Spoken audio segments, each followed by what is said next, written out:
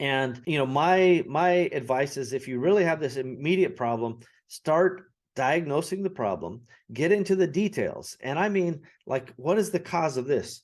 I would do a video conference with the factory and go, look, I got this return. You see this problem they're complaining about?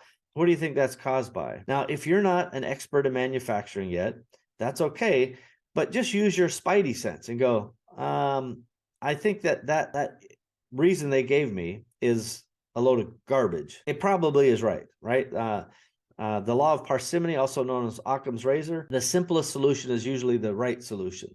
So when you see a gap in your little stuffed animal, like there's no cloth covering that, you need more material, right? Or the fastening process needs to be done in a better way.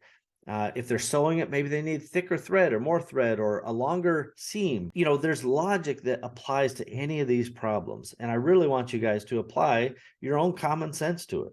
There's no reason why that is not a good guide for you.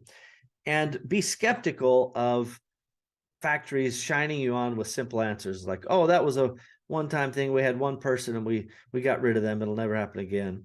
Or, as is the case, I mentioned this in a podcast the other day, when we have problems, even after our quality assurance and quality inspection process, you do enough volume, you will have problems. You will have things that are off spec. Now, that doesn't mean they're all showstoppers, right? Some things are off spec and it's like, you know what? The gloss level is 2% high on this. And we can tell the factory, dial it back, make sure you're within spec on the next shipment. And that's a yellow light situation, not a red light. But assuming that you're, working with the factory and doing everything and something still falls through, get on the phone with them and figure it out.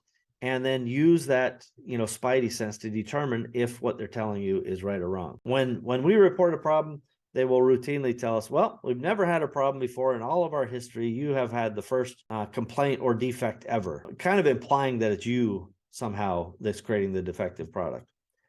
First of all, that's a load of crap. That's, many of these factories I deal with have been in business for, decades, and I'm not the only guy who's had a problem. Secondly, I think when you are vigilant, you send a signal to the factory early. That's like, hey, just so you know, when you're a new factory, we did a factory audit because we want to know your capabilities.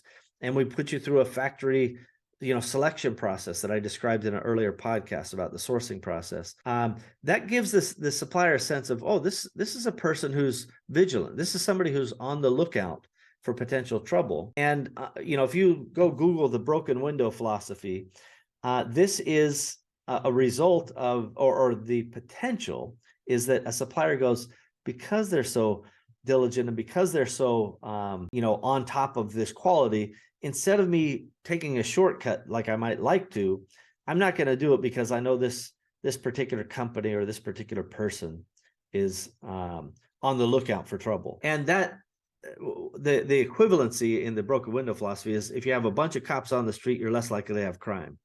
And you're the cop, right? Your inspectors are cops. Your insistence on quality and your rigorous adherence to a quality manufacturing processes will ensure that they are less likely to cut corners.